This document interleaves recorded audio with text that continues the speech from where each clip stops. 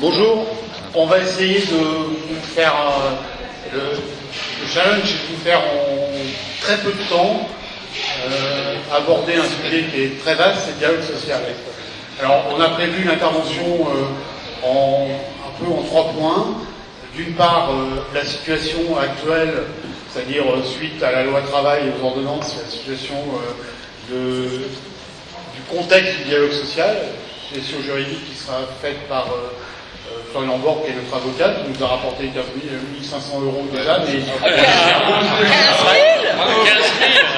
Ah, je ne les ai pas vus, hein. Donc, un avocat qui rapporte, c'est extraordinaire. Non, on l'a payé, mais il nous rapporte. Donc voilà, mais c'est quand même, comme c'est l'USFA qui paye, pour nous, c'est l'équivalent de 150 000 €. C'est une carte de guerre, voilà. C'est un gros succès, quoi. Donc ça, c'est le premier truc. Deuxième intervention, c'est Daniel Julien, qui est Noël, qui est président de notre confédération, la CNPL, parce que je vous rappelle qu'on est adhérent à la CNPL, il y en a qui ont oublié, peut-être qu'il y en a qui ont oublié ou qui ne savent pas.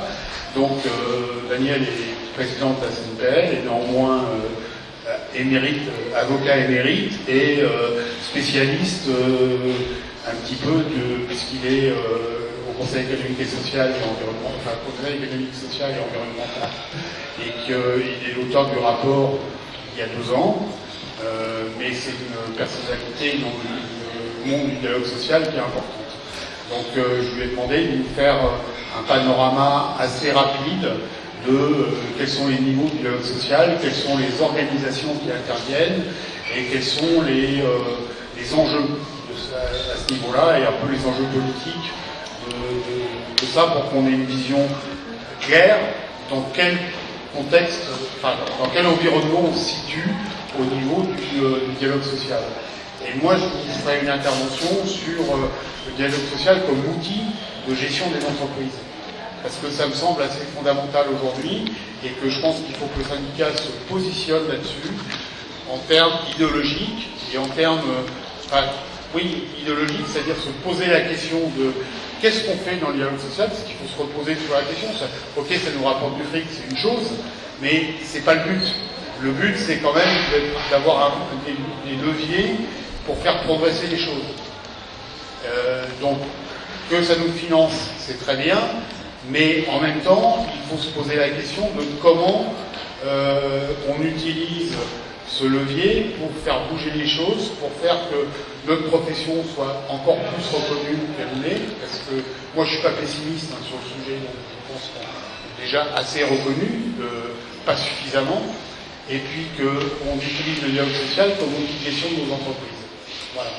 Donc je vais céder la parole d'une part, d'abord à Daniel, qui va nous donner une vision macro du dialogue social et de l'environnement du dialogue social, et puis après on rentrera un peu plus dans le détail technique avec Florian.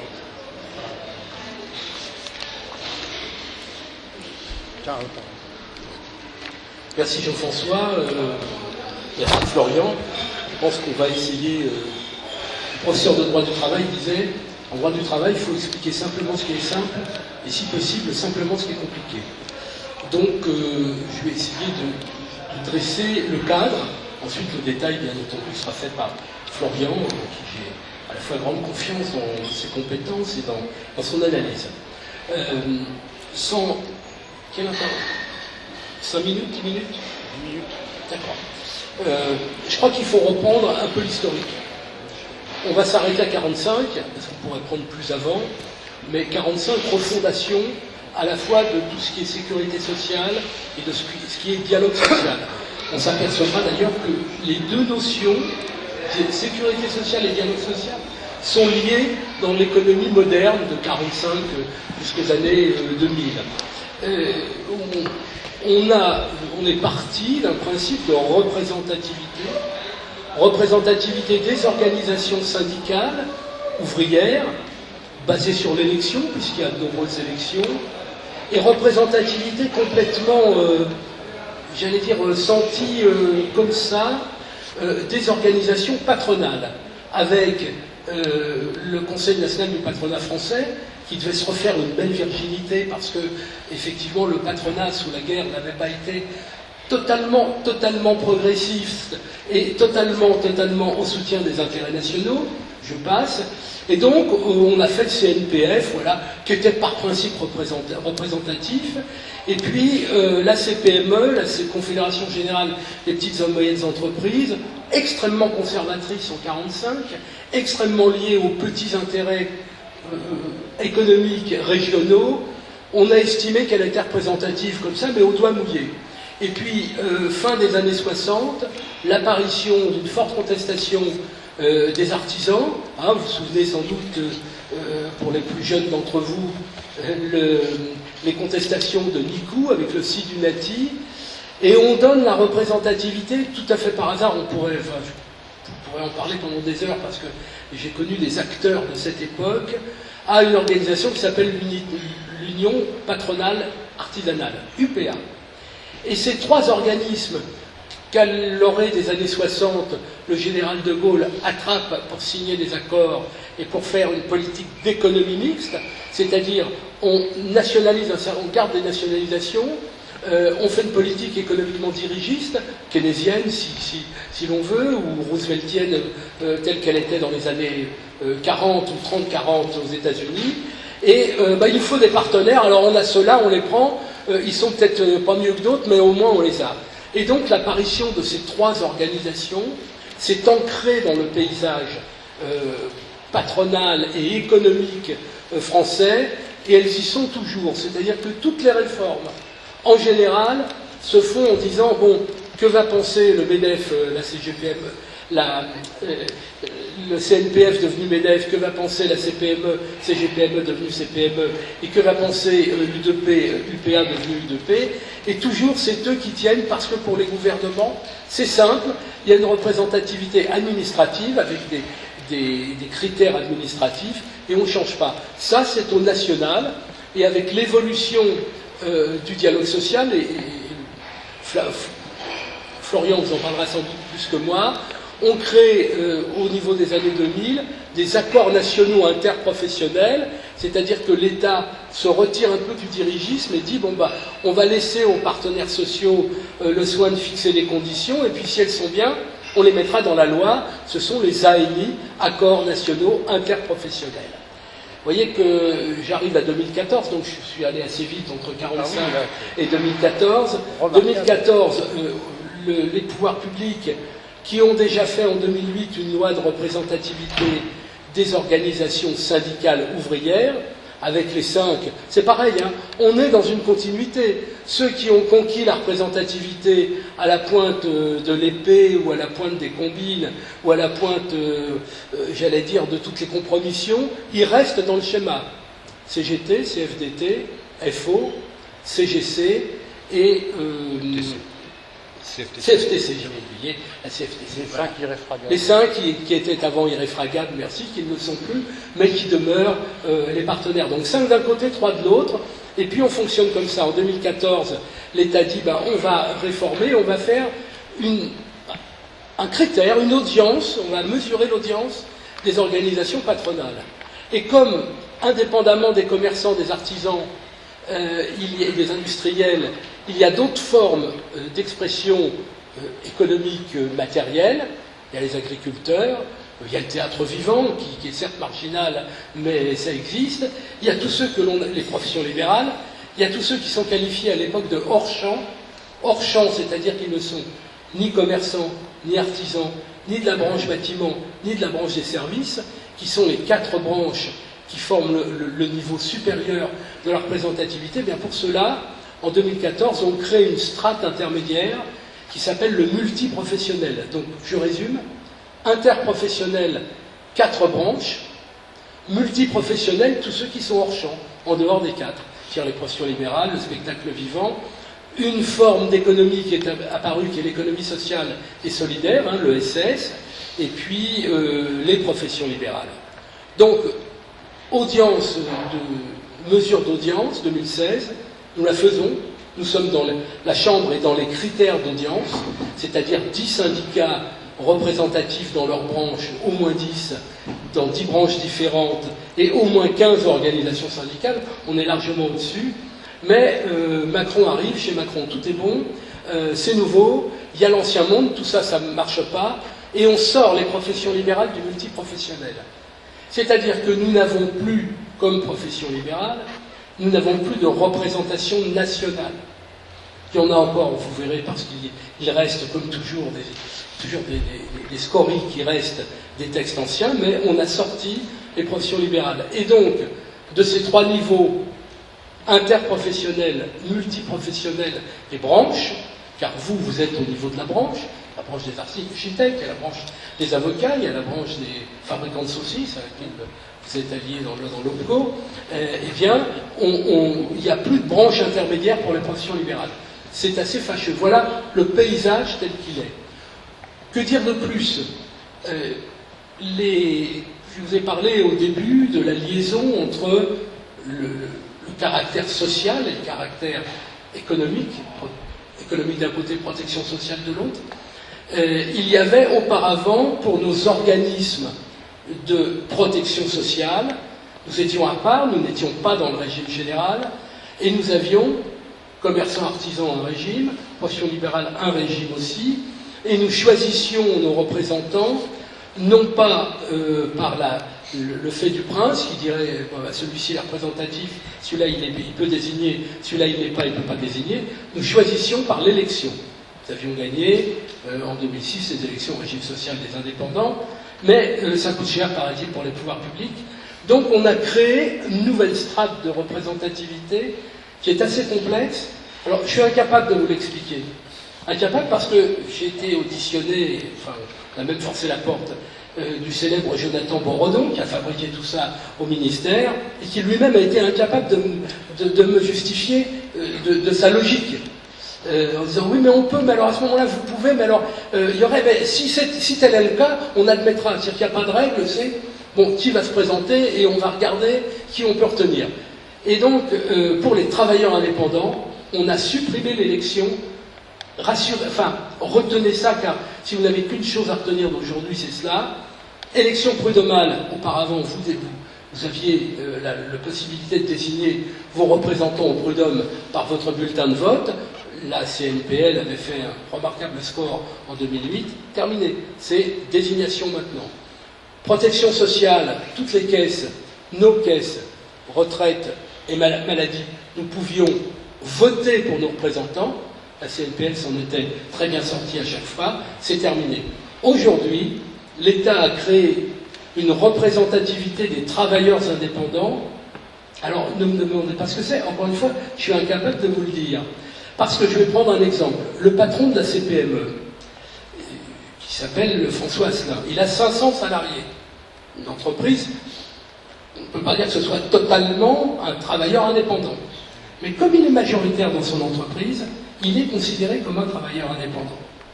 Et donc, il est dans cette catégorie, et il peut être désigné ou il peut désigner.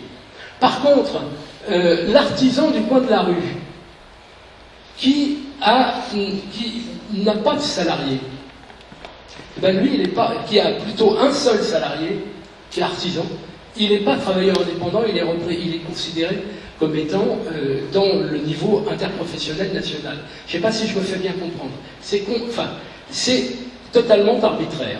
Il y a donc eu une mesure de représentativité qui s'est fabriquée avec des textes, vous les donnerez, enfin on a écrit dessus, c'est complètement aberrant, et la CNPL a posé sa candidature pour être représentatif des travailleurs indépendants, puisque finalement ils englobent les professions libérales. Alors tout le monde était très très embêté, on a été volé comme dans un bois, mais nous avons une représentativité.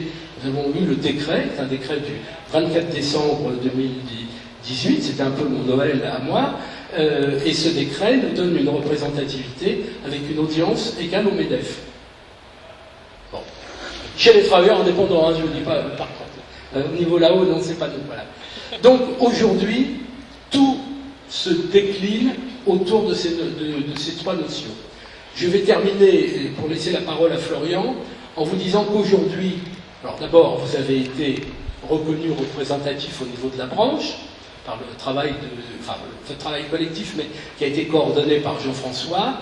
On rentre à nouveau dans une mesure d'audience. C'est-à-dire qu'aujourd'hui, pour être représentatif dans 2021, 2022, 2023, 2024, la mesure d'audience, c'est maintenant. Ce sont les adhérents de 2019 qui auront payé leur cotisation jusqu'au 31 mars 2020. Seuls les adhérents répertoriés dans ce créneau, c'est-à-dire vous avez quelqu'un qui adhère chez vous au 31 décembre, il paye sa cotisation au 30 mars, il est chez vous. Il adhère au 2 janvier, il paye sa cotisation le 2 avril, terminé, il n'est pas reconnu. C'est important, ça c'est pour le nombre d'entreprises, il faut que tous les syndicats représentatifs dans une branche fassent 8% du total des syndicats représentatifs dans la branche. C'est très très compliqué, donc il faut bien entendu avoir ce critère. Et surtout, deuxièmement, il y a un critère qui concerne les salariés, et selon la loi qui est en vigueur, j'allais dire aujourd'hui, au mois de septembre, ça aura changé, mais c'est les salariés de votre entreprise au 31 décembre 2018 qui sont pris en compte. C'est-à-dire, vous êtes une entreprise d'architecture, vous adhérez au sein d'Arche, déjà c'est bien, bon. Mais en plus elle a des salariés, c'est mieux. Elle donne le nombre de ses salariés au 31 décembre 2018, elle en a 40 au 31 décembre 2018, elle en a plus du tout au 2 janvier 2019, ça fait rien, c'est les 40 qui comptent. Sauf que ça n'allait pas encore, il y a une modification en cours, on a été, comme nous sommes représentatifs, on a été interrogé sur le calcul des salariés, et il semble que cela va changer. Bon, je ne rentre pas dans les détails des modifications, simplement pour vous dire, pour être représentatif dans le dialogue social, d'abord il faut 8% des entreprises, mais seules les entreprises qui ont le plus de salariés sont représentatives, enfin, sont toutes représentatives, mais seules celles-ci décident. Et si l'une a plus de 50% des salariés de la branche, enfin des salariés appartenant à des syndicats représentatifs de la branche, je me fais toujours bien comprendre, eh bien c'est celle-ci qui décide.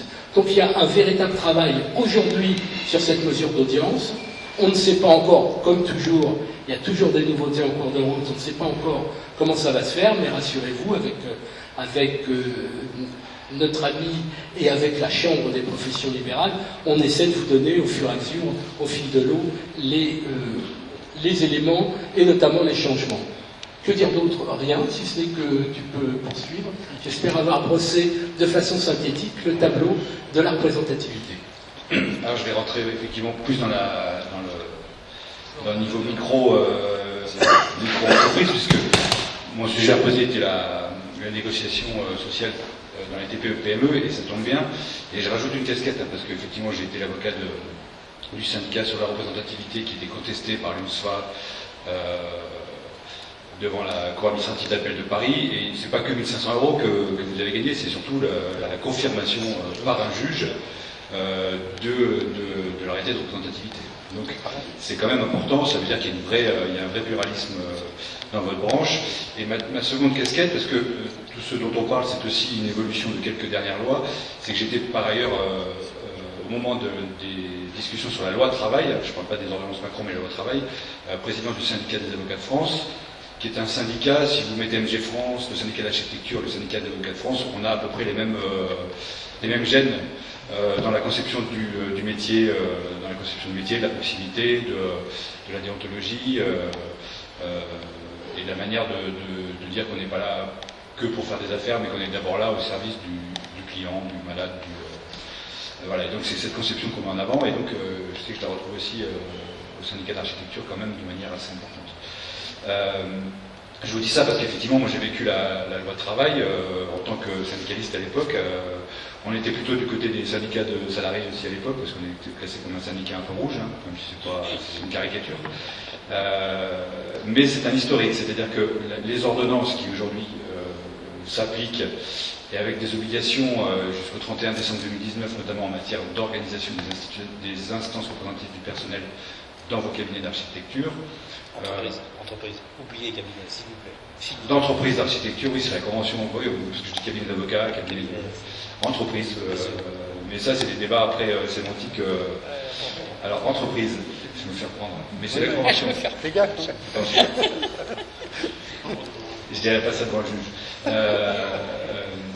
Ça date d'abord de la loi Rebsamen de 2015, qui vise à, effectivement, avant tout, à revivifier le dialogue social dans l'entreprise, et donc dans les entreprises d'architecture. Ça part de là. Vous avez derrière la loi, ce qu'on appelle la loi travail, qui a plein d'autres choses, hein, parce que c'est pas seulement le dialogue social, et ça se termine avec les ordonnances, qu'on appelle ordonnance Macron, qui viennent terminer la réforme du dialogue social dans l'entreprise. La loi travail est importante parce qu'elle impose ce qu'on appelle la fin du principe de faveur et l'inversion de la hiérarchie des normes. Qu'est-ce que c'était le principe de faveur? Le salarié dans l'entreprise se voit appliquer la norme la plus favorable. Donc vous avez une loi et un ordre public social, des conventions de branche et des accords d'entreprise. Et quoi qu'il arrive, le principe de faveur faisait que c'était la règle la plus favorable qui s'appliquait aux salariés. Donc si jamais dans l'entreprise, on prenait un accord qui était contraire à ce qui était dans l'accord de branche, c'est l'accord de branche qui s'appliquait. Les ordonnances viennent, la loi travail est venue renverser ça, et les ordonnances viennent le préciser vraiment très clairement en disant il y a un niveau d'accord d'entreprise. Alors il y a toujours l'ordre public social, dans le code du travail on a sorti l'ordre public social, on ne peut pas négocier sur l'ordre public social. L'ordre public social, ça va être le nombre d'heures maximales par semaine, ça va être le nombre de jours de repos dans la semaine, sur lesquels on ne peut pas revenir. Il y a des normes minimales sur lesquelles on ne revient pas. Le travail des enfants, enfin ça va, il y a quand même un minimum d'ordre public social. Et après, on va sortir 3 blocs. Un bloc qui relève de la branche, quoi qu'il arrive, un bloc qui relève de l'entreprise, et un bloc intermédiaire où la branche peut décider que ça relève de l'entreprise ou pas de l'entreprise. Et donc ça, ce sont les ordonnances qui vont dire à quel moment dans l'entreprise on peut négocier, et de manière moins favorable que ce que prévoit la branche. Toujours avec un public social au-dessus, mais on peut négocier aujourd'hui dans l'entreprise des accords qui sont moins favorables que la branche. Les blocs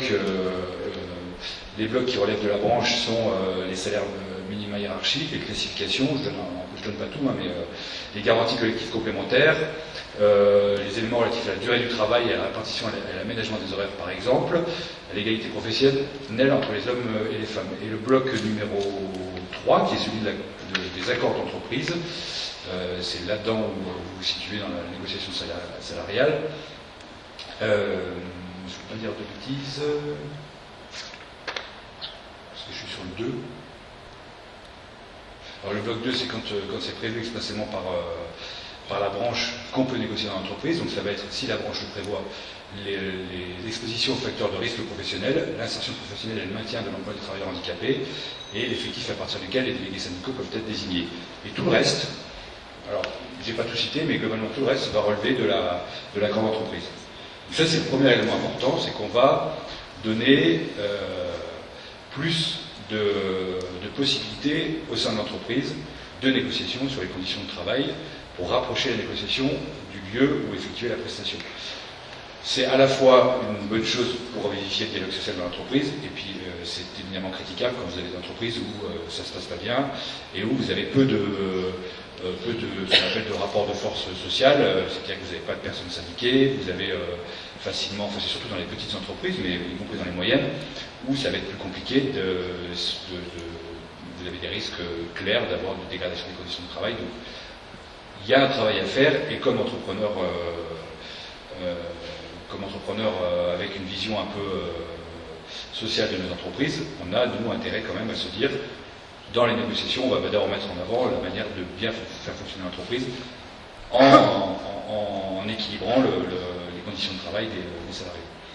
Et c'est ce niveau-là sur lequel vous êtes majoritairement sollicité comme chef d'entreprise, mais vous l'êtes avec une particularité, c'est que globalement, je pense que la grande majorité des entreprises d'architecture sont quand même des TPE et des PME, c'est-à-dire qu'on est à moins de 250 salariés, voire même on est plutôt dans la branche 11-50 salariés, comme c'est pas moins de 11. Donc on a quand même un cadre de négociation qui est très particulier, et qui là pour le coup, je trouve que, parce que je m'y suis plongé récemment, parce qu'on n'a pas encore de recul sur cette nouvelle négociation, c'est très récent, et les avocats ils ont de recul quand il y a 2-3 contentieux qui sont arrivés, donc il n'y a pas encore de contentieux, d'autant moins que les contentieux là-dessus dans les petites entreprises, ils sont assez peu présents, c'est plutôt dans les grandes entreprises qu'on a.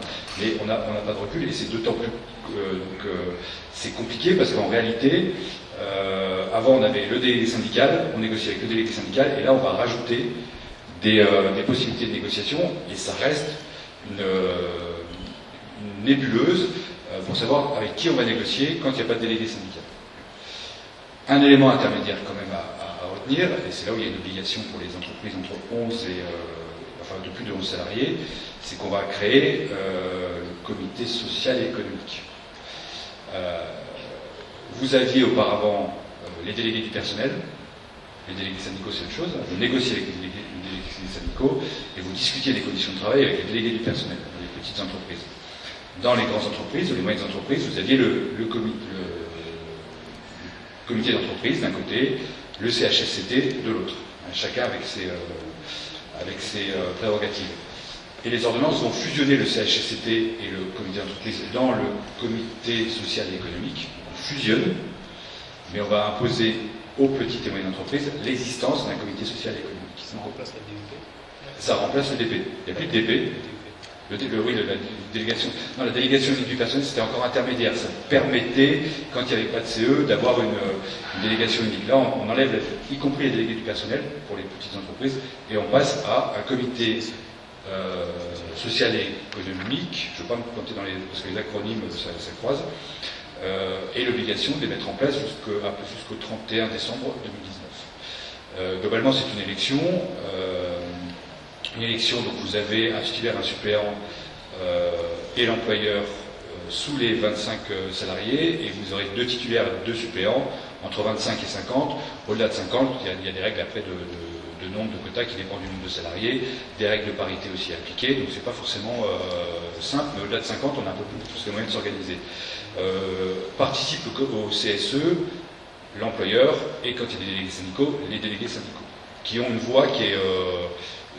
ils y participent, mais ils ne sont pas forcément membres à part entière, ils ne sont pas membres élus. Et quelles sont les attributions des CSE? Ils sont là pour les réclamations individuelles ou collectives sur les conditions de travail, donc y compris ils vont faire remonter, on va remplacer un peu le fait qu'il n'y ait pas forcément de section syndicale dans les petites entreprises par le CSE. Donc ils vont faire remonter y compris les problèmes individuels. Ils ont un pouvoir d'enquête en matière d'accident du travail et de maladies professionnelles. Le pouvoir d'enquête, c'est que globalement vous aurez une délégation avec un délégué de l'employeur et un délégué du CSE qui pourra enquêter sur les conditions d'un accident. Le droit d'alerte qui viendrait être intégré, qui n'était pas prévu à l'origine, et la possibilité de saisir l'inspection du travail. Donc on donne des moyens à ce CSE dans les petites et moyennes entreprises, donc jusqu'à 50, et au-delà on retombe dans des compétences qui étaient celles du CHSCT et du CE réunies au-delà de 50, et puis après vous avez des modalités qui sont un peu plus complexes, mais qui sont connues globalement des moyennes et des grandes entreprises.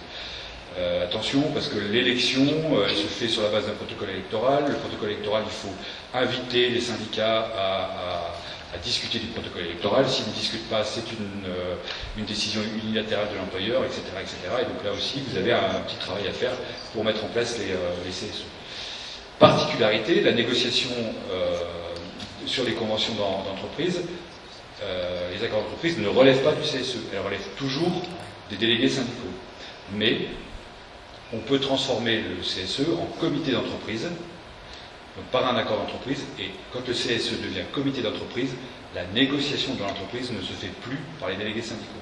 Elle passe au comité d'entreprise. Donc le délégué syndical, qui par ailleurs est membre du comité d'entreprise, n'a plus voix au chapitre dans les négociations où il y a un comité d'entreprise. Donc il faut transformer... Alors c'est aussi la manière de squeezer les syndicats, c'est assez clair. C'est le but, c'était de squeezer les syndicats interpro de branches et de passer vraiment à un niveau d'entreprise.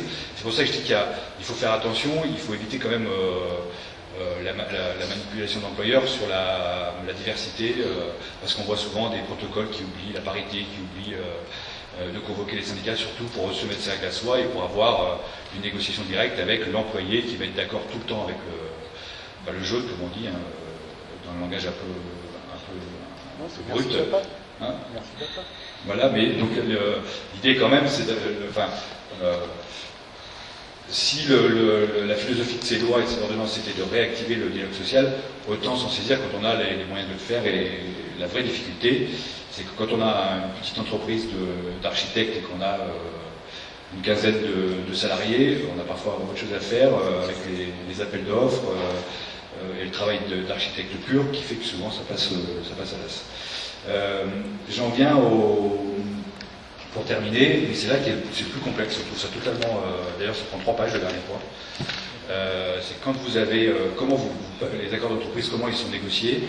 On revient sur le principe. On affirme le principe majoritaire, donc 50%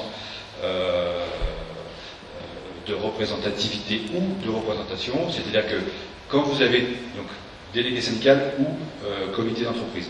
Quand c'est le délégué syndical, la négociation se fait à 50% de représentativité des délégués syndicaux par rapport à la représentativité fixée par arrêté, ou si c'est seulement 30%, vous passez par référendum avec 50% des salariés qui vont entériner l'accord, sauf si, entre-temps, les 20% manquants vont être d'accord sur l'accord et donc le référendum ne se fera pas. Je ne sais pas si je me fais comprendre, mais globalement, vous avez 30% de syndicats d'accord. Donc, Non, attends, pour préciser un truc, Oui. c'est que les mandats des organisations syndicales de salariés, ça représente... Micro. Pardon. Non, mais j'en ai un derrière. Les mandats des organisations de salariés, ça représente 100% des mandats. Enfin, les 5 organisations représentent 100% des mandats. Et après, tu as des organisations qui ont 50, qui ont 20, qui ont 10, qui ont 12, machin. Donc, pour pouvoir négocier un accord du travail dans le cadre d'une branche, il faut 30% des mandats.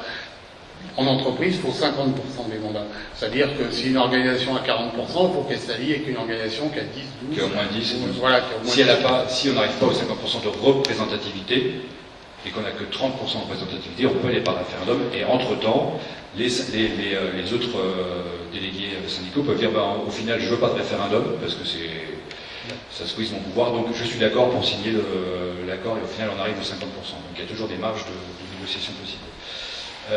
Lorsqu'il n'y a pas lorsque c'est le comité, le conseil d'entreprise, faut que je vérifie le CE, le nouveau CE, c'est la majorité des titulaires élus avec qui on va négocier l'accord, ou la majorité des suffrages de ces élus. Parce que vous pouvez avoir des gens qui sont élus par suffrage, donc là il y a un calcul un peu simple. C'est pas simple. Si vous avez ni délégué syndical ni comité d'entreprise, pour les entreprises de moins de 11 salariés, vous pouvez avoir un accord d'entreprise adopté à la majorité des 2/3 des salariés, donc il faut en avoir, si vous avez 10, il faut en avoir 8, 7 ou 8, 7, ça rentre 7, c'est bon. 7, c'est bon. Qui soient d'accord avec l'accord. Et entre 11 et 20, lorsqu'il n'y a pas de comité social d'entreprise, ni délégué syndical, donc le CSE n'a pas été mis en place, en sachant que ça reste marginal, parce qu'il doit être mis en place avant le 31 décembre 2019, vous avez aussi la possibilité d'un accord majoritaire des 2/3 des salariés.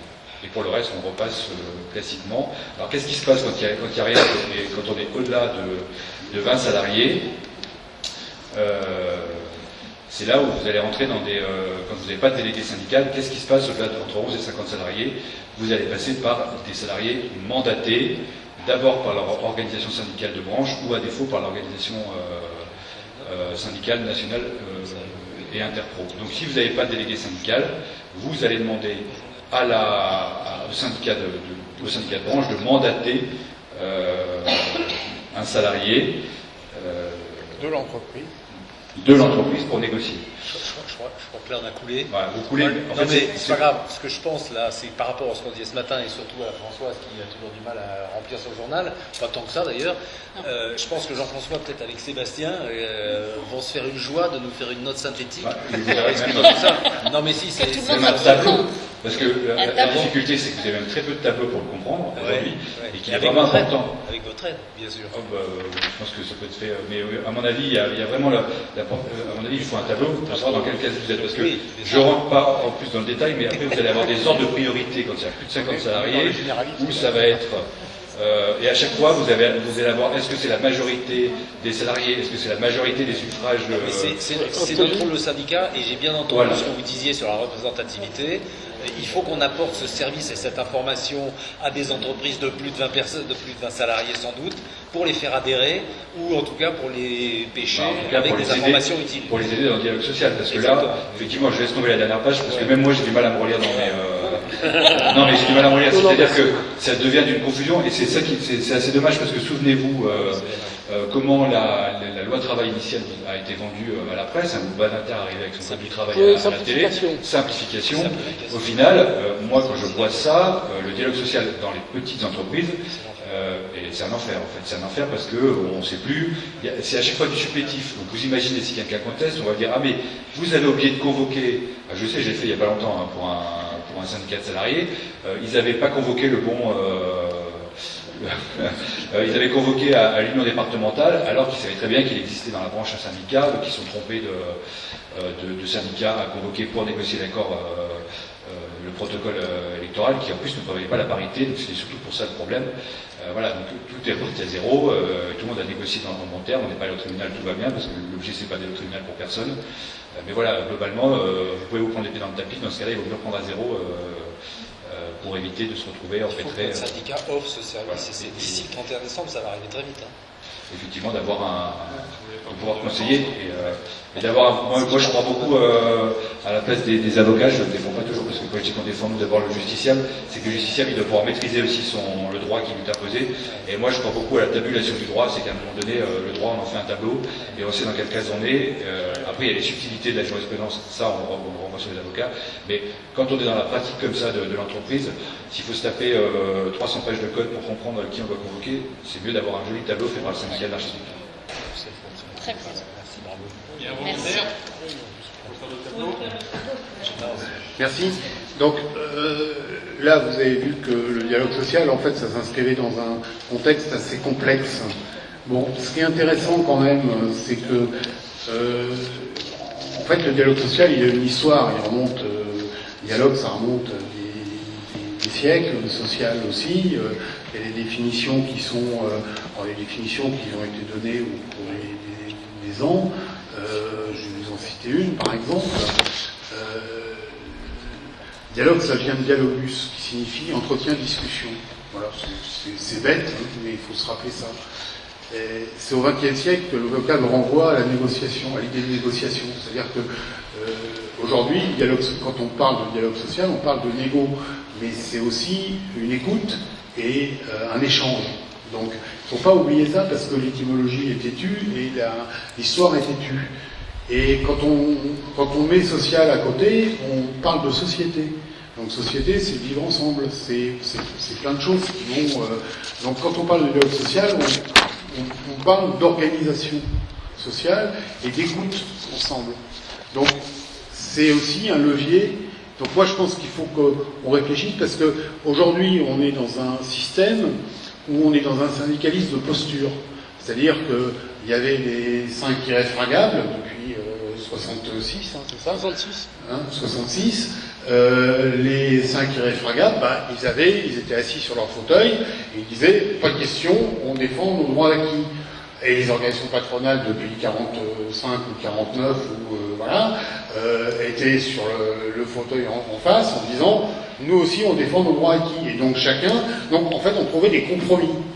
Mais compromis ou des consensus, ce qui est assez dégueulasse comme mot, mais c'est comme ça. Donc, consensus, c'est plus socialiste que compromis. Mais c'est la même chose. Des fois. Ouais. Des fois, on fluidifiait. Ouais, après, il y avait des moyens de fluidifier le dialogue social. L'UMM, c'est la fluidification du dialogue social, c'est de fourguer du pognon aux syndicats de salariés. Voilà, donc l'UMM était au MEDEF, qui était la grosse fédération de l'industrie, était quand même spéciale, enfin l'industrie, c'était quoi? C'était le bâtiment. Non, l'IMM, c'est pas le bâtiment. C'est la métallurgie. C'est la métallurgie. La métallurgie a été spécialiste de ça, ils sont tous finis en tôle, enfin, plus ou moins. Bref, le problème, c'est que, en fait, aujourd'hui, on est toujours sur cette culture de posture. C'est-à-dire que je suis assis sur mon fauteuil et je défends mes intérêts, mais... Alors, c'est vrai que quand s'est pris la loi travail, la loi Rebsamen, la loi travail, les ordonnances, on est tous, vieux militants de gauche, on s'est tous dit, ouais, c'est encore une arnaque, on est en train de nous baiser, voilà, donc on est resté sur nos postures, mais on peut se poser la question autrement, c'est-à-dire en se disant, bon, ok, on essaie de nous arnaquer, mais comment on fait pour récupérer le truc à notre profit? C'est-à-dire que, effectivement, si on se pose la question aujourd'hui, et on a l'exemple depuis quelques mois, je veux dire, les gilets jaunes, les machins, la proximité, enfin bon, la démocratie réelle, si on se pose la question de comment on gère nos entreprises, alors, postulat de base, le dialogue social, c'est une valeur d'entreprise.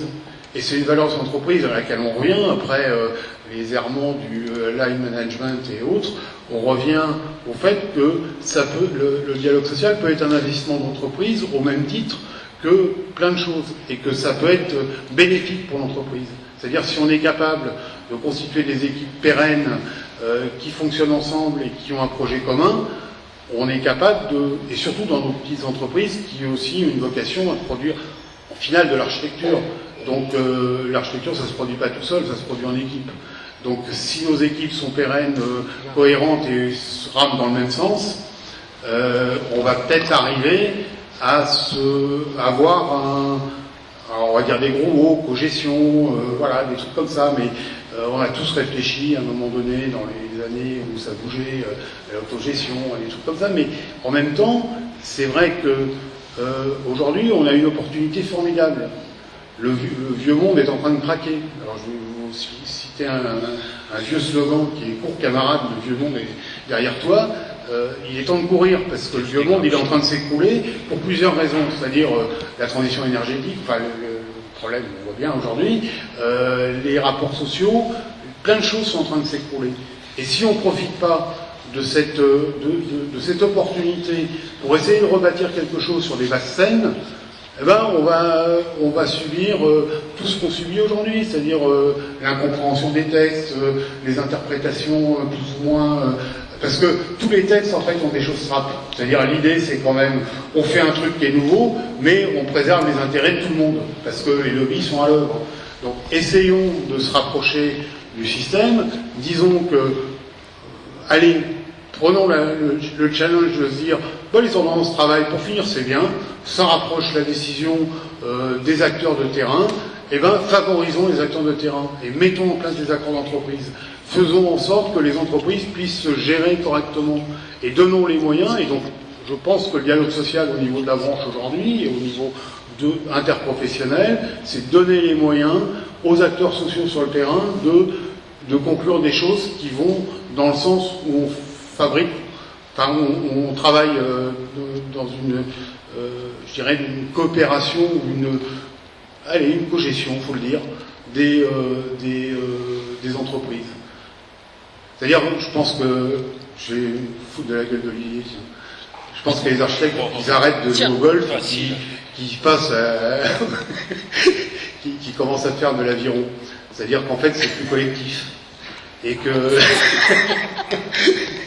non, mais faut avoir des valeurs. Aujourd'hui, si on veut, non mais je gentiment de la gueule d'Olivier, mais je veux dire, c'est vrai qu'aujourd'hui, si on veut avoir des valeurs de gestion collective des entreprises, il faut qu'on commence à penser collectif. Et que penser que produire l'architecture, c'est pas un truc qui tombe du ciel, c'est qu'on travaille avec des équipes, qu'on travaille avec des gens, qu'on travaille avec des compétences, et que c'est ça qu'il faut qu'on réaffirme en permanence, c'est nos compétences, nos spécificités, et la manière de le faire, et l'objectif d'excellence. C'est pour ça que le cabinet n'est plus un cabinet libéral avec un... On n'est plus un cabinet libéral à la bureau, un mec tout seul assis. Non, le cabinet, c'est au fond du couloir à gauche, c'est bien.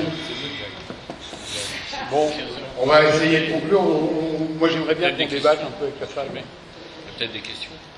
Non, c'est vous qui avez des questions. Ben non, je te dis, Pas. demande. Est-ce que vous avez des questions sur Voilà. le sujet? Et est-ce qu'on peut avoir un débat sur les orientations que le syndicat pourrait prendre dans le cadre du paritarisme dans les prochaines années? Moi j'ai décidé, mais je ne veux pas les imposer.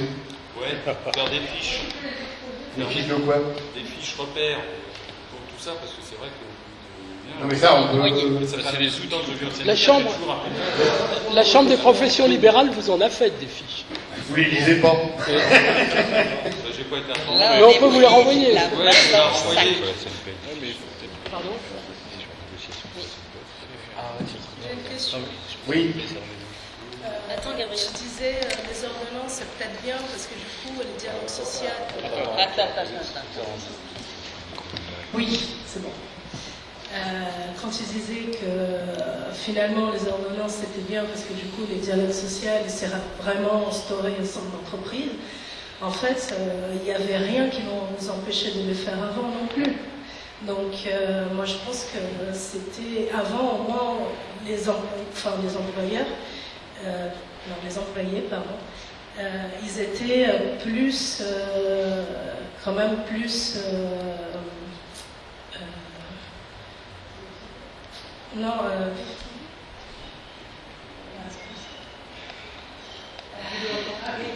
Ça va bien. non, pardon, excuse-moi. En fait, avant, il y avait quand même une certaine, il y avait un cadre. Et là, aujourd'hui, il n'y a plus de cadre. Et je pense que faire confiance aux patrons, même si j'en suis une, faire confiance aux patrons qui vont avoir une bonne gestion, moi, je trouve que c'est quand même pas très. C'est un peu. Non, mais au contraire, avant le cadre était plus souple. Aujourd'hui, il y a un cadre strict avec des négociations obligatoires à partir de certains seuils d'entreprise. Donc, en réalité, le cadre a été fixé. Le risque, c'est qu'il n'y ait plus. C'était tout le débat de la loi travail et des ordonnances derrière. C'est qu'avant, il y avait un filet quand même. On disait globalement, il faut des syndicalistes aguerris pour négocier, et donc la branche permettait d'éviter d'avoir des négociations dans chaque entreprise, et à chaque fois qu'on change d'entreprise, on change de contrat de travail, mais on change aussi de conditions de travail. Le risque, il est plus là, mais le cadre est fixé, en réalité le cadre est vraiment fixé, il est redescendu, puisqu'on oblige maintenant à avoir non plus des délégués du personnel, mais à avoir un collectif qui est le conseil d'entreprise, qui fixe vraiment le cadre, et avec dedans, je n'ai pas donné le détail parce que ça devenait trop technique, mais des négociations obligatoires donc tous les 4 ans ou tous les 2 ans sur certains sujets. Donc le cadre est aujourd'hui fixé. Ça ne veut pas dire qu'il va être respecté, parce que... Non mais juste une précision, je vais passer la parole à Olivier, mais juste une précision, faut bien voir aussi quel est le niveau de syndicalisation aujourd'hui. Hein. C'est-à-dire qu'on est dans une situation où les entreprises d'architecture, le taux de syndicalisation des employeurs, c'est 6%. Donc on est juste au-delà du seuil des 5% pour être représentatif.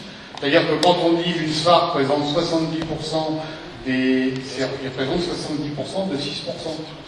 Ça ne fait pas beaucoup. Et nous, c'est encore pire, parce qu'on représente 30% de... maintenant, on a cadré par rapport à l'ancien niveau de représentativité, on a multiplié par 4 nos adhérents, donc ça va.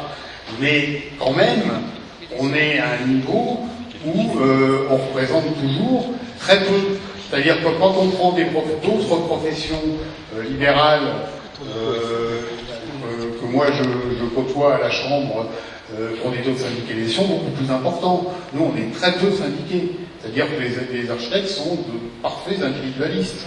Et nos salariés, et d'une manière générale, les salariés, ça représente 8%. Faut un chiffre en tête comme ça. 49, il y avait, en 1949, il y avait 75% des salariés qui étaient syndiqués en France.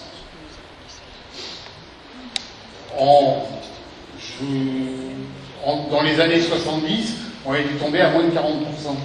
Et aujourd'hui, on est à 8%. Donc il y a...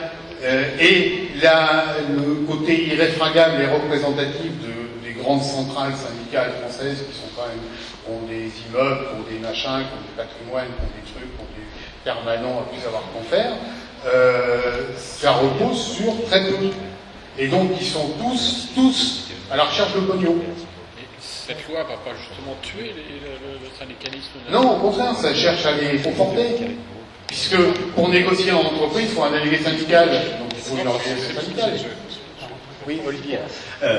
Pour revenir sur la polémique l'UNSWA, syndicat d'architecture, ce qui nous différencie fondamentalement, c'est le caractère poujadiste, on va dire, de l'UNSWA pour faire des images, et le caractère prospectif du syndicat d'architecture. Nous, toute notre démarche, elle se situe dans un avenir des entreprises d'architecture. Elle s'appelle entreprise que depuis 2003, accessoirement. Et donc, dans un avenir des entreprises, on est dans la maison de l'ordre, ici, notamment. Il faut savoir qu'aujourd'hui, l'inscription des sociétés d'architecture est exponentielle. D'accord ? Je crois qu'on arrive à la moitié des inscriptions, je ne veux pas dire de conneries, mais enfin, en tout cas, c'est exponentiel. Ça veut dire qu'on se situe dans une logique d'augmentation du nombre de salariés. C'est pas pour rien que notre budget au paritarisme passe de 1,2 million à 1,3 million. C'est pas rien, c'est de l'ordre de 8%. Ça veut dire qu'il y a sans doute 8% de plus de salariés. Alors c'est la maîtrise d'œuvre en général, mais les architectes sont évidemment directement concernés, notamment à travers les collectifs qui se constituent, et tout, ça a été dit tout à l'heure, nous, notre objectif, c'est effectivement de se revaloriser par une chose importante qui est notre cœur de métier, c'est de bien faire notre boulot, et pour bien faire notre boulot, il faut de la mémoire d'entreprise. Et pour constituer de la mémoire d'entreprise, il faut fidéliser les salariés. Et pour fidéliser les salariés, il faut leur offrir des conditions extrêmement respectables. Quand on s'est engagé en 2000 avec Jean-François, moi, mon discours, c'était de dire, je veux qu'un salarié qui rentre dans une entreprise d'architecture puisse imaginer y faire carrière. Notre histoire, qui n'est pas si ancienne que ça, c'est qu'on venait faire sa formation sur le tas en agence et qu'on essayait plus ou moins de monter sa boîte derrière. Voilà. Et donc, c'est un peu la règle encore en architecture en France. Bon, depuis la HMO, depuis l'évolution de notre cadre professionnel, les choses changent sensiblement. Et le boulot du syndicat d'architecture, c'est effectivement de donner les conditions, et ces conditions passent, et excusez-moi, je suis donc associé fondateur, désormais minoritaire d'Atelier 234, on a transmis, on est les premiers en France à être minoritaire à 65 ans quand même de notre boîte, je le souligne parce que c'est exemplaire. Tous nos nouveaux associés sont des gens qui ont plus de 10 ans de boutique, et on est dans cette logique de transmission. C'est pas ça que je voulais dire, j'ai évidemment fait une aparté dont je suis spécialiste. Et que tu te perds dans tes... Et que je me perds dans mes escaliers, l'esprit d'escalier. À ton âge, on te pardonne. Merci, c'est gentil de me pardonner. Merde. Par rapport à cette mémoire d'entreprise et de la transmission, voilà. Bon, et ben, tant pis, je sors dans une autre fois. T'as fini, en fait. Claude. Je reviendrai. T'inquiète. Oui, bonjour. Alors moi, je suis pas architecte, personne n'est parfait. Mais j'ai beaucoup travaillé pour la commission paritaire donc, de l'architecture. Si je me trouve là aujourd'hui, c'est aussi parce que j'ai travaillé sous la direction de Jean-François à l'élaboration d'un guide des emplois repères de l'architecture. Je suis aussi historienne du syndicalisme et je consacre une partie de ma retraite à l'heure actuelle à écrire des choses sur le dialogue social, puisque j'ai travaillé dans une quinzaine de branches différentes sur les négociations de branches. Donc j'ai une petite proposition à faire, pas malhonnête du tout, parce qu'elle n'est pas payante pour des consultants, c'est pas toujours le cas, au journal donc, du syndicat.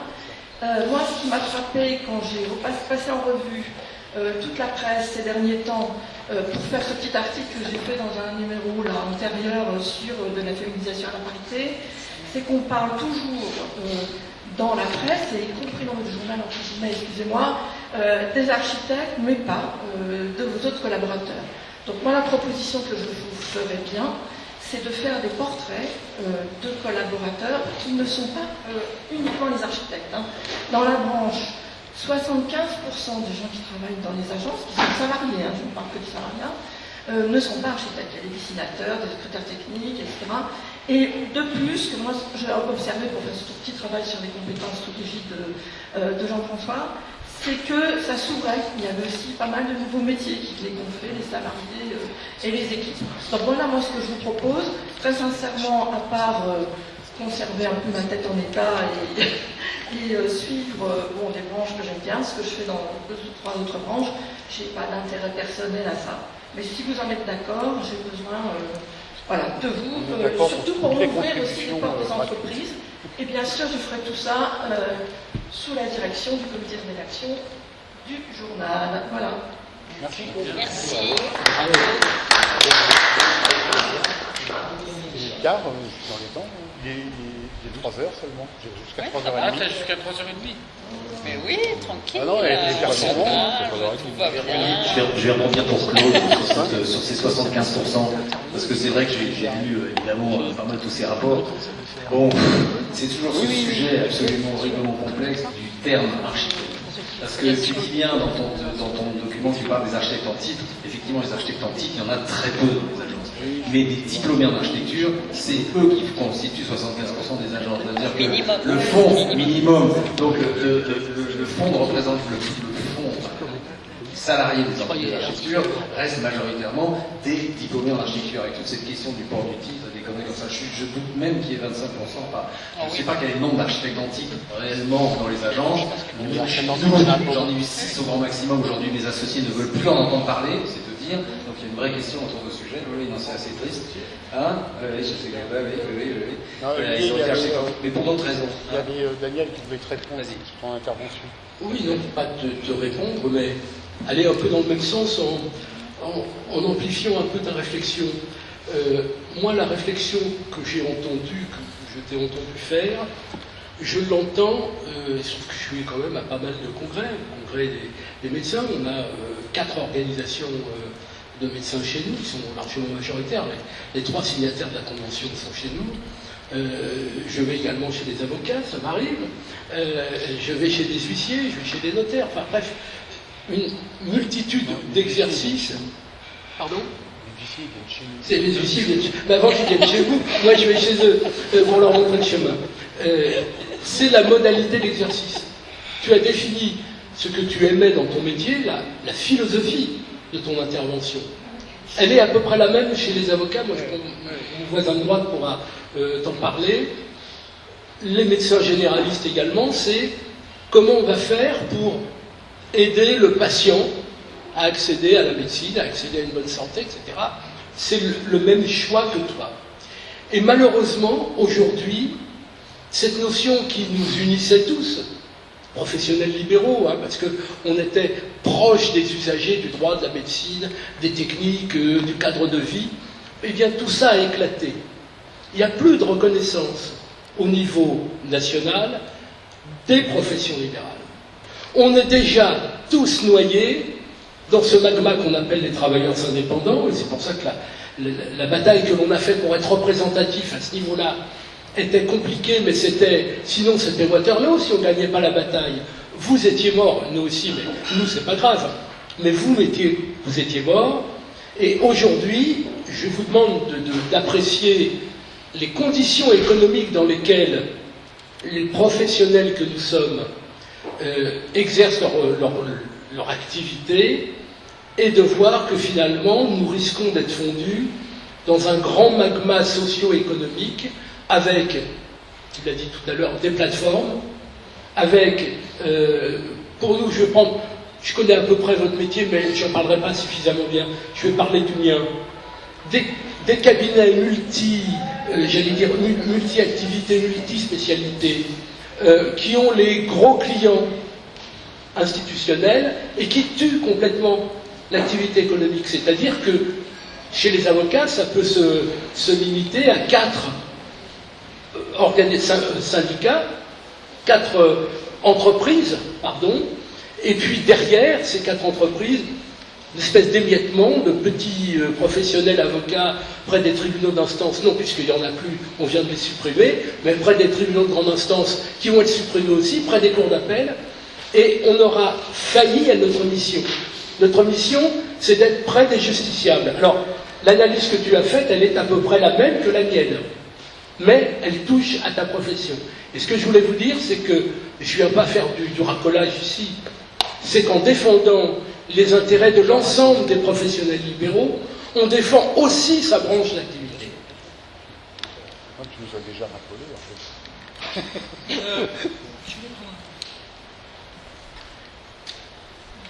Oui, d'autres questions? Je vais essayer de le dire parce que c'est un peu compliqué, mais je pense qu'il y a un principe de réalité qui de fait s'impose et que le réfuter, au fond, c'est la meilleure façon de mal préparer le futur. Autrement dit, peu ou prou, sans juger de de la valeur morale de l'idéologie aujourd'hui majoritaire, il me semble quand même qu'on est d'une part dans un lien social de la petite débrouille aujourd'hui. On le voit bien au niveau politique, où en fait les conflits ne sont pas résolus par des mouvements de solidarité partagés, mais par chacun qui a sa petite combine. Hein, je caricature un peu, mais on est entre nous. Hein, je veux dire, c'est une premier point. Le deuxième point, on s'aperçoit quand même que l'emploi salarié tel qu'on l'a connu après-guerre, c'est quelque chose qui disparaît. Là encore, il ne s'agit pas de dire c'est bien, c'est pas bien. Il me semble que c'est une réalité. Donc, avec ces deux paramètres, que signifie aujourd'hui le dialogue social, au fond, le paritarisme? Dans la mesure où à la fois le patron disparaît et l'employé aussi, vous comprenez ce que je veux dire? Alors, je vais vous prendre plusieurs exemples. J'interviens, donc je suis professeur à l'école d'architecture de Montpellier, et dans un domaine qui, moi, me passionne, c'est la formation professionnelle continue. Donc, ce sont des gens qui, validant les expériences, les acquis par l'expérience, peuvent entamer des études d'architecture selon le rythme d'une semaine par mois, rapidement dit. Et là, j'ai face à moi des gens extrêmement motivés. Mais parmi ce public, il y a la moitié de vrais salariés. Les autres, ce sont des auto-entrepreneurs qui, malgré tout, ont pu obtenir ce type de formation, etc. Voilà. Et je me demande si, au fond, en ayant en mémoire l'idéalité des grands syndicats des années 60-70, de toutes ces lois d'après-guerre qui ont fait en effet progresser, semble-t-il, les rapports de la société, au fond, on n'est pas en train de manquer une réalité qui nous échappe là. C'est-à-dire d'autres liens sociaux qui procèdent différemment. Et moi, c'est même grave. Moi, je me dis, est-ce que les acteurs d'aujourd'hui, au fond, sont les plus à même d'imaginer l'évolution de leur métier et par là même des rapports sociaux? Un seul mot sur le principe de réalité. Le principe de réalité, en juillet 1940, c'était de dire qu'il y aura une grande Allemagne nazie, une grande Europe nazie. C'était ça le principe de réalité. Heureusement, un certain nombre, mon père avait 16 ans à l'époque, il l'a fait, un certain nombre se sont dit le principe de réalité, c'est pas ça. C'est les valeurs républicaines, c'est la solidarité, c'est une société de partage, c'est une société dans laquelle tout le monde peut être promu. Et ceux-là, ils ont gagné. Ils ont gagné dans la douleur. Aujourd'hui, le principe de réalité, j'ai écouté ce que vous m'avez dit. Le principe de réalité qu'on nous vend, c'est seule la réussite économique compte. Alors, attendez. Non, parce que là, il faut que je réponde, parce que... Non, attendez, je voudrais terminer. C'est important. Je veux pas que mon propos soit compris comme une espèce de complicité avec ce système. Je comprends, mais bien d'accord. Je comprends que ce n'est pas une complicité, je ne vous mets pas. Mais le discours ambiant qui part très souvent, c'est de dire regardez, l'auto-entrepreneur, il est courageux, il fait son truc, etc. On lui donne de la formation, mais il n'empêche que c'est vrai qu'on fait beaucoup de choses pour les auto-entrepreneurs. Je vous précise quand même que la principale organisation d'auto-entrepreneurs, la FDAE, elle est chez nous, elle est adhérente à la Chambre. 21 000 auto-entrepreneurs recensés, vérifiés par commissaire aux comptes.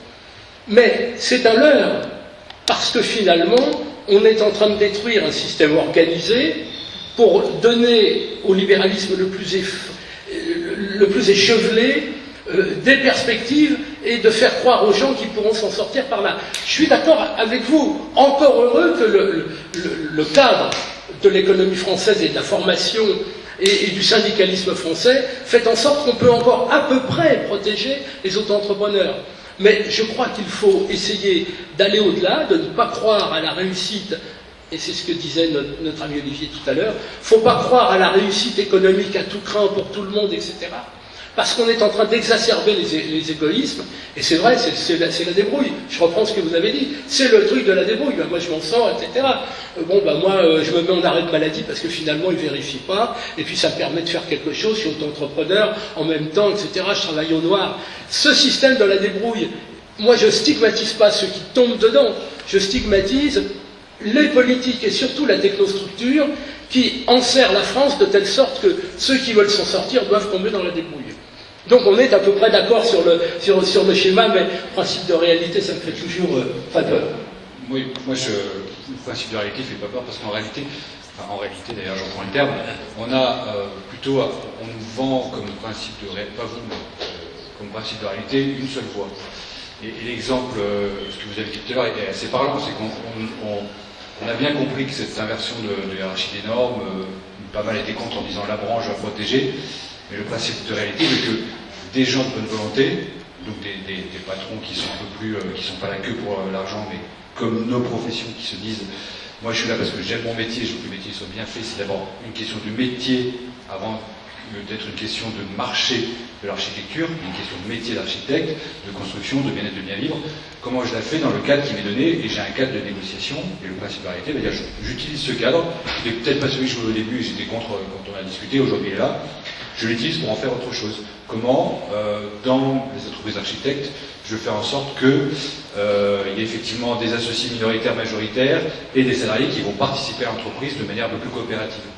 Je dis ça parce que, malgré tout, ce grand principe de réalité qui dit c'est la financiarisation, c'est la marchandisation de l'économie, alors là, pour le coup, je mets une casquette, mais récemment, dans notre cabinet d'avocats, on a travaillé sur la construction d'une société coopérative d'intérêt collectif, avec des agriculteurs qui vivent de leur travail et qui ne veulent pas être aux mains de l'industrie agroalimentaire, qui se sont mis dans une société avec des restaurateurs de la région parisienne qui voulaient du bio de qualité, et une collectivité locale qui avait 80 hectares à placer, qui elle-même dit « je veux des carottes et des navets pour mes écoles qui soient de bonne qualité ». Et en fait, le principe de réalité, il est assez simple. Il y a des gens qui ne sont pas d'accord avec ce qui se passe et qui disent « je vais utiliser le cadre qu'on me propose, on a voulu en faire une chose, moi j'en fais une autre ». Et comme entreprise architecte, vous avez aussi la possibilité de se dire « ok, il y a les grands et autres, mais il y a dans cet espace, il y a encore notre place et on va la construire différemment ». En réinventant des choses qui ont déjà été inventées dans les années 60-70, mais en les remettant aujourd'hui dans une société où en réalité le principe il veut que les gens ils veulent de l'habitat participatif, pas tous, hein, pas tous, il y a toujours le porte-monnaie qui parle, mais certains vont dire je veux du participatif. Il y a la lutte contre le réchauffement climatique, etc. Parce que vous connaissez par cœur, et là-dedans il y a des axes à prendre qui puissent allier. Il y aura toujours le principe de réalité économique qui fait qu'à un moment donné, ça va péter entre les uns et les autres parce qu'il y a des gens à payer, il faudra les payer, ça c'est sûr. Mais en tout cas, si au point de départ, on dit le dialogue social, je m'en sers aussi pour ça et je profite de ça, hein, c'est ce que tu disais Jean-François, je profite de ces nouvelles règles pour avoir une discussion dans l'entreprise qui ne soit pas seulement que les conditions de travail, mais l'évolution aussi de l'entreprise en commun avec ceux qui ont le titre d'architecte, ceux qui ont le diplôme, ceux qui sont associés, qui détiennent les parts et ceux qui ne détiennent pas et qui auront vocation à devenir associés, et les salariés, ça peut aussi marcher dans ce sens-là. Mais il faut s'en servir. En fait, il faut utiliser le cadre pour essayer de le faire péter, quoi. Et de dire, ramer dans le même sens. Il y a un autre cadre possible. Je me souviens de ce que je voulais dire tout à l'heure, c'est Olivier, tu es là. C'était sur la structuration des entreprises aujourd'hui. Quand je dis la mémoire d'entreprise, c'est important parce qu'effectivement, quelle que soit la taille de l'entreprise, elle est importante pour crédibiliser l'architecte. Tu me disais, Lionel, toi, tu es structuré avec des méthodes à l'ancienne, finalement, avec des économistes, des gens qui suivent le chantier. Moi, je suis fasciné parce que je rencontre beaucoup des architectes, effectivement, en région, qui sont de plus en plus organisés dans des agences qui ont une vingtaine de personnes. Ça commence à être consistant et en même temps, c'est pas énorme, et qui ont toute cette structuration qui est, j'en suis convaincu, le seul moyen d'abord de résister à la loi Elan, parce que la loi Elan, il n'y a pas que des méchants, il y a plein encore de promoteurs qui veulent donner des missions complètes aux architectes à condition qu'ils soient structurés pour. On ne se structure pas si on ne fidélise pas. C'est pas possible. On ne peut pas embaucher un gars pour faire un concours au pied levé, on ne peut pas embaucher un gars au pied levé qui fera le boulot comme on a envie de le faire pour faire un chantier. Donc c'est ça notre boulot au syndicat, c'est donner les conditions.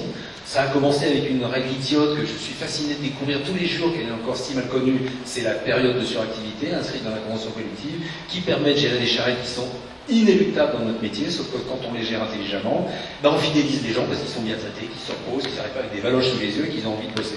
Voilà. Et ça, c'est vraiment, sincèrement, ce qui nous différencie d'une soir. Encore une fois, très poujadiste, très conservateur, très arc-bouté sur on n'a pas les moyens de payer nos collaborateurs à ce prix-là. Notre boulot, c'est aussi, à travers Sophie Sperglas dont on a parlé ce matin, d'aider les architectes à construire leurs contrats et négocier leurs honoraires intelligemment, au temps passé. T'es encore en réunion hier avec le mec de l'orage pour lui expliquer ça. Et ça marche, parce que moi je suis là encore ici aujourd'hui, au bord de la retraite, pour dire que ça marche, et je suis ravi d'avoir transmis cette boutique à des gens qui défendent ça encore mieux que moi aujourd'hui. Non mais je suis tout à fait d'accord avec toi, mais je constate simplement que tu es en désaccord total avec l'UNSPA et pas d'accord à 80%. Parce que quand tu les traites de conservateurs ouvriers... Oui, mais pourquoi? Non, je maintiens ce que... Non, je déconne. 20% de décalage.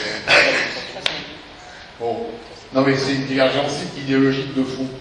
C'est ça qu'il faut comprendre. C'est pas un problème de pourcentage d'accord ou pas d'accord. C'est le problème, c'est que idéologiquement, on est fondamentalement pas d'accord sur les bases mêmes de... Non mais on n'est pas d'accord sur les bases mêmes du système. Je suis désolé, quand tu prends la société libérale aujourd'hui, individualiste, c'est très bien, chacun pour soi, chacun pour sa gueule, sauf qu'on voit le résultat, c'est pas compliqué, tu prends les stats économiques, 10% des gens, des plus riches, possèdent 80% de la richesse nationale. Donc le problème il est là, c'est-à-dire, non mais on n'est pas d'accord, le problème il est juste là, c'est-à-dire que soit on se bat pour un système, non mais attends, c'est à très court terme notre histoire. Moi je ne savais même pas ces chiffres-là, de toute façon c'est déjà mort, puisque la représentativité elle va être mesurée au 31 décembre 2018, donc déjà on est mort. Non. Allez courir après les adhérents cette année, si. J'ai pas compris. Au 30, la taille des structures. Écoute-moi, si aujourd'hui, les uns et les autres, c'est ce que je fais moi avec les syndicats, si aujourd'hui vous courez après les adhérents, si vous faites une adhésion aujourd'hui, demain, etc., elle va compter pour 4 ans. Si vous ne le faites pas, là vous serez mort. C'est-à-dire qu'il faut aujourd'hui, et même, je vais vous avouer quelque chose, je ne devrais pas vous l'avouer, mais il y a des syndicats qui ont fait des adhésions la dernière fois le 30 mars, mais on les a comptés, on leur fait payer la cotisation imputée sur l'année d'avant, pour de telle façon qu'ils comptent. Je ne sais pas si vous avez bien compris. On est dans une lutte où, finalement, si on ne se bat pas avec les moyens qui existent, et en frôlant la légalité, mais en flirtant avec elle, si on ne fait pas ça, on est mort. Alors, je réexplique ce que je voulais dire. Ce qui ne veut pas dire que si on ne le fait pas, on ne sera pas mort quand même. J'ai compris. Mais la stratégie syndicale pour aller récupérer les adhérents, c'est pas de se mettre sur la gueule avec une sphage, je continue à dire qu'on se met sur la gueule en interne, en aparté, qu'on continue à se bagarrer comme tu le fais si bien avec ses limites.